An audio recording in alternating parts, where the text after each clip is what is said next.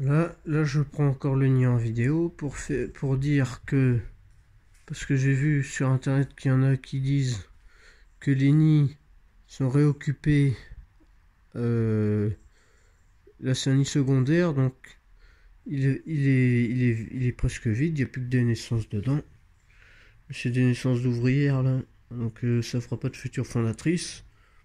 Donc elles vont mourir, et s'il y a des mâles, ils vont mourir aussi. Mais voilà. Bon, c'est peut-être un peu sombre, mais voilà. Et du coup, il y en a qui disent que les nids vont pas être vides. Alors que là, le nid, il est presque vide, hein.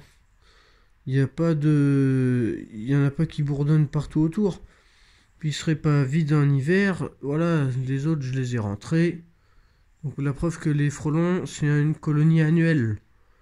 Le cycle de vie du frelon asiatique, c'est comme le cycle de vie du frelon européen. C'est pareil, les fondatrices du frelon européen, elles hivernent aussi, elles se mettent en repos hivernal, hein. Voilà, faut pas dire que les frelons asiatiques restent dans le nid. C'est pas vrai ça. Mais bon, il y en a qui se trompent des gens. Ou qui savent pas encore depuis le temps. Mais bon, voilà. Moi je fais des vidéos pour informer les gens sur la réalité des choses vraies, pas des conneries, des bêtises et tout. Mais bon, moi j'étudie les frelons. Depuis que je suis petit, je les étudie. Ah, pas depuis que j'ai 5 ans, mais voilà, depuis un certain âge, je les étudie. Voilà. Année après année, j'apprends toujours des choses nouvelles avec les frelons asiatiques. Comme c'est une espèce qui m'intéresse. Tiens, il y a un petit frelon là sur le nid. Il est pas bien vif. Voilà. C'est un petit frelon. Anne. Un petit frelon. Pouic. Un petit frelon.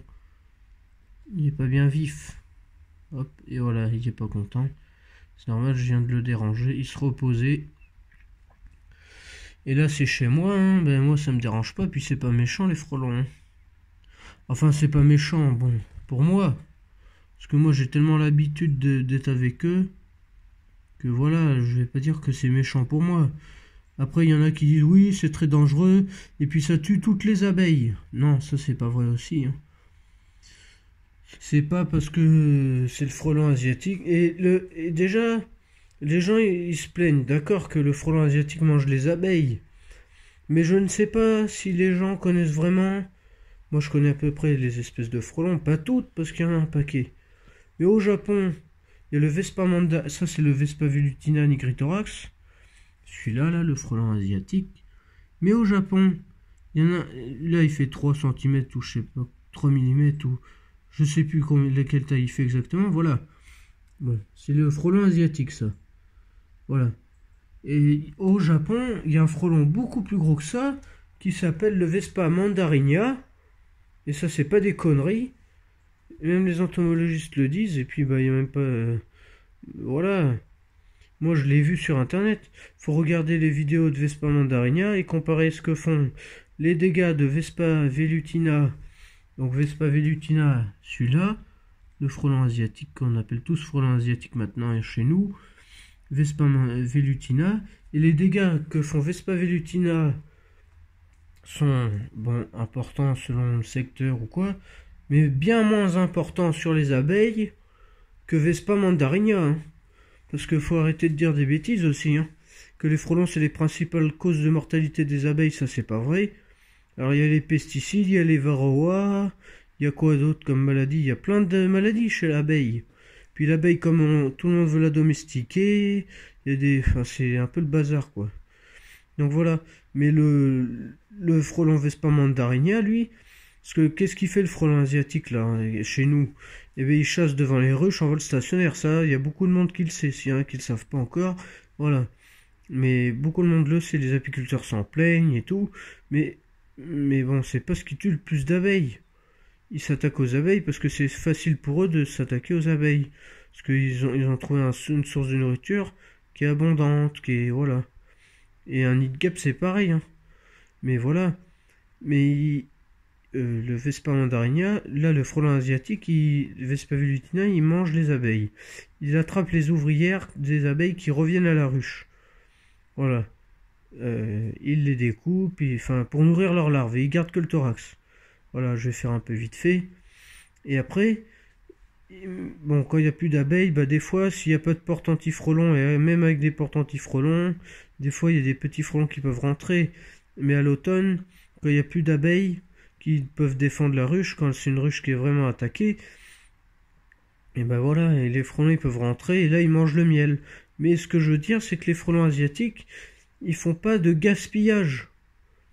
Fait beaucoup moins, le dégât est beaucoup moindre que le Vespa mandarinia. Parce qu'au Japon, le Vespa mandarinia, s'il y a personne qui le sait comment il fait, moi j'ai vu des vidéos, je sais comment il fait le Vespa mandarinia. Le frelon géant qui fait 8 cm ou je sais plus combien, enfin qui est très grand, beaucoup plus grand et puissant que le frelon asiatique Vespa velutina. Et ben il attrape toutes les ouvrières d'abeilles, ils arrivent à plusieurs déjà. Ça commence par une éclaireuse, un frelon éclaireur qui va repérer les ruches, qui marque si les abeilles le tuent pas avant, parce que là-bas les abeilles elles savent se défendre contre lui, et il marque la ruche de phéromones.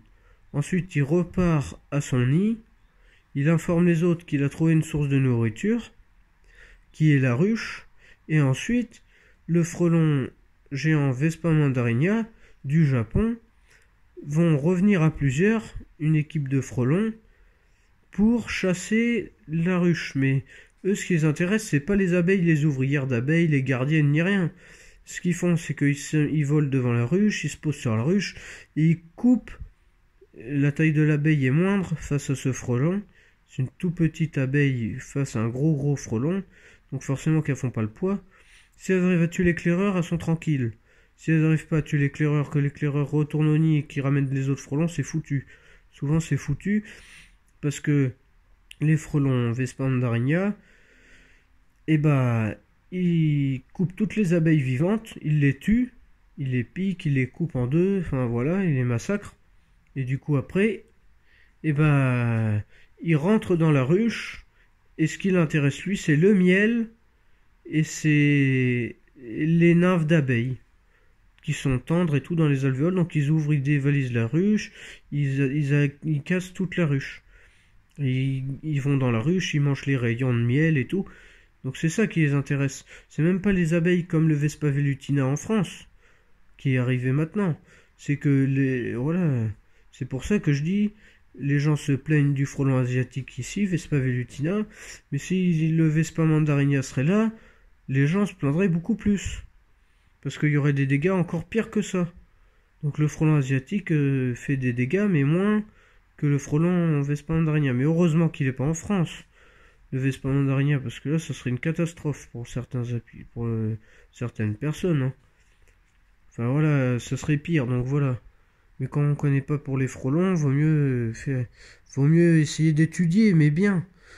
Pas de dire, ouais, c'est des conneries, comme quoi les nids sont vides l'hiver, c'est pas vrai. La preuve que c'est vrai, parce que là, les nids, ils sont vides. Hein. Il n'y a pas de frelons qui volent. Et là c'est depuis 2017, celui-là, l'autre en bas depuis 2016. Donc voilà. Et celui-là, c'est un que j'ai eu en début de semaine. Là. Donc voilà, Voilà, moi je m'y connais, mais ce que je veux dire, c'est que je fais des vidéos, j'essaye d'informer les gens le mieux possible pour qu'il y ait moins de bêtises de dites ou de confusion, voilà. C'est pour ça. Allez, je refais d'autres vidéos une autre fois.